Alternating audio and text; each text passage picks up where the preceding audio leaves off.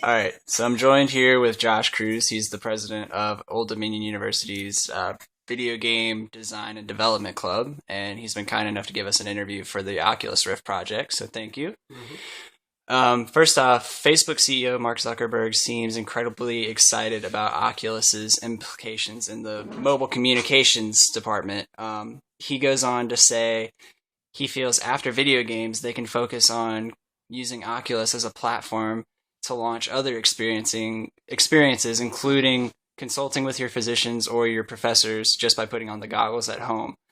How do you feel about Facebook's acquisition of Oculus, and how do you feel about Zuckerberg's vision for the company? This is honestly to be expected. I mean, the whole providing new experiences thing is what Oculus has been about from the start.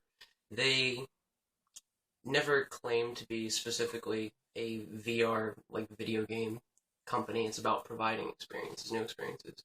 The movie industry has looked into using them.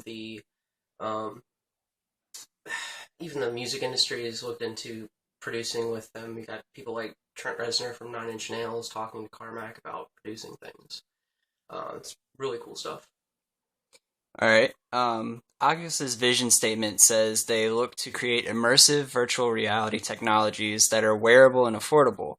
How do you feel they're partnering with Samsung to create the Samsung Gear virtual reality headset is a good step towards reaching this vision from a wearability and affordability standpoint?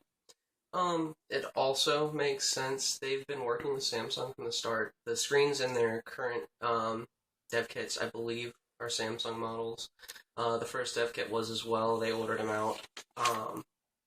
And even from the start, Palmer Luckey said that, like, the combination of phone technology, these small high definition screens, and motion sensing technology in the form of like Wii Plus and um, the gyroscopic, the sensors becoming easily affordable.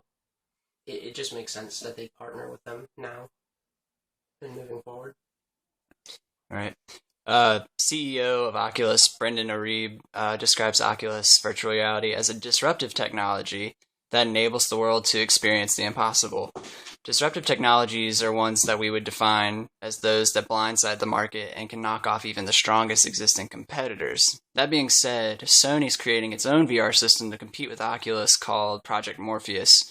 From a video game designer perspective, do you feel like Oculus's collaboration with Samsung and Facebook is a step away from the video game industry and towards a maybe safer bet of social media?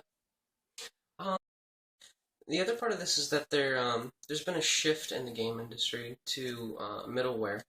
I don't view Oculus as a game development company. They are providing a platform to work with for game developers. It's a lot like Autodesk products.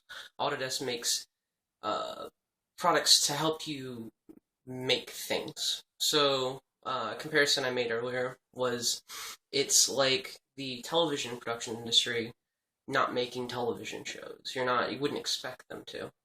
The Morpheus is not any more of a threat to Oculus on the large scale than anything else. I mean, it's just a competitor in the market, and they're limiting themselves to a single medium as opposed to opening themselves up.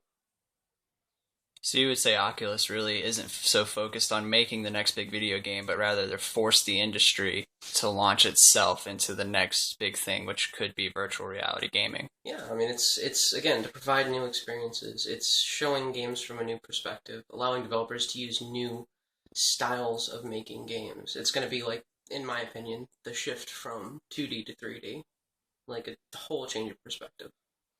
Awesome. Well, thank you again for your interview. Is there anywhere we can get more information on the ODU Video Game Design and Development Club?